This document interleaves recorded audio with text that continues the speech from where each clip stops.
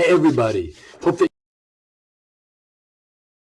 Friday, and I hope you have a great weekend planned, and hope you can be at worship on Sunday or tune in on Facebook Live or on Vimeo and have the opportunity that we could worship together.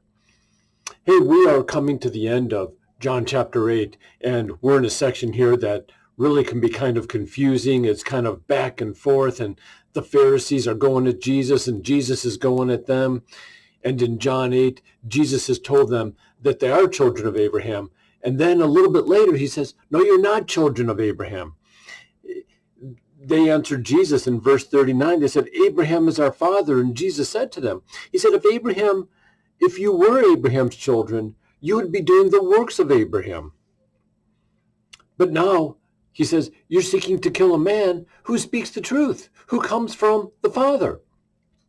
So they're going back and forth through this passage.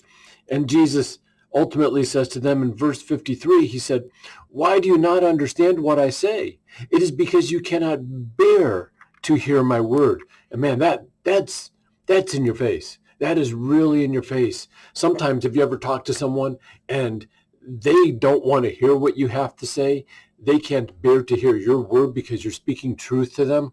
Well, that's kind of what's going on. And then Jesus says in verse 44, you are of your father, the devil, and your will is to do your father's desires. He was a murderer. He doesn't stand in the truth. And so Jesus is equating these Jews who don't believe in him as followers of the devil. Now, they're not Satan worshipers, but they're being influenced by him so that they cannot see that Jesus is the truth, that he is the Son of God. And so they go, this story keeps going on. It's dramatic. There's tension. And the Jews answered Jesus in verse 48, and they say, are we not right in saying that you are a Samaritan and have a demon? So look at what they've done, how they've distorted the truth. Number one, Jesus is not a Samaritan. Remember, Samaritans were those of the north. They were from the northern part after the kingdoms were separated. It was called Samaria and Judah. And so Samaritans were from the northern kingdom. They were considered half-breeds. So they're trying to say, Jesus, you're just not one of us. You're not a real Jew. And besides that, you're the one who has a demon. So let's look at how they're deflecting it. And Jesus says back to them, truly, truly, I say to you, if anyone keeps my word, he will never see death. And now they're totally blown away. What do you mean we're never going to see death? We are all going to die. And they ask him, are you greater than our father Abraham, who died? So that, none of this is computing. And then finally, in verse 56, Jesus says, your father, Abraham, rejoiced that he would see my day. Abraham rejoiced. Think about it. Abraham rejoiced that he would see Jesus' day. He saw it and was glad. And these people are like, whoa, what's going on here, man? And the Jews said to Jesus, you're not 50 years old, and you've seen Abraham? Man, this is a physical impossibility. They didn't say that last part, but that's what they're thinking. And then Jesus says to them, truly, truly, I say to you, before Abraham was, I am. Oh, my goodness. They put ashes on their head, ripped their clothes. They got stoned so they could stone Jesus, because what Jesus had just done was 100% blasphemy in their eyes. When Jesus said, before Abraham was, I am, he is using the name of God, Yahweh. He is saying, I am him. Can you imagine that?